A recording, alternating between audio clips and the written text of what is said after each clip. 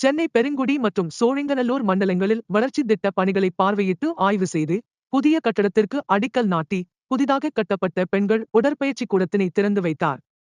பெருங்குடி மண்டலம் 184வது வார்டு வீரபாண்டிய கட்டபொம்மன் தெருவில் ரூபாய் 1.61 கோடி மதிப்பில் நாய்கள் கருத்தடை மைய கட்டடம் கட்டும் பணியினையும் ரூபாய் 2.50 கோடி மதிப்பில் மேற்கொள்ளப்பட்டு வரும் கால்நடை கொட்டகை கட்டுமான பணியினையும் மேலும் சோழிங்கநல்லூர் மண்டலத்தில் 192வது வார்டு அலுவலக வளாகத்தில் மேயர் மேம்பாட்டு நிதியின் கீழ் 50 ரூபாய் இலட்சம் மதிப்பில் பல்நோக்கு கட்டடம் கட்டும் பணிக்கு அடிக்கல் நாட்டி பணியினை தொடங்கி வைத்தார்.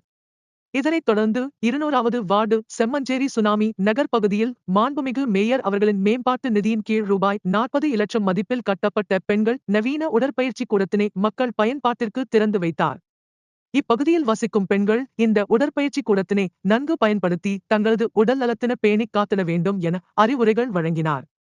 இந்நிகழ்வுகளில் மாநகராட்சி ஆணையர் ஜெ. குமரகுருபரன், மண்டல குழு தலைவர்கள், 200வது வார்டு மாமன்ற உறுப்பினர் முருகேசன் உள்ளிட்ட மாமன்ற உறுப்பினர்கள் பலரும் மாநகராட்சி அதிகாரிகளும் கலந்து கொண்டனர்.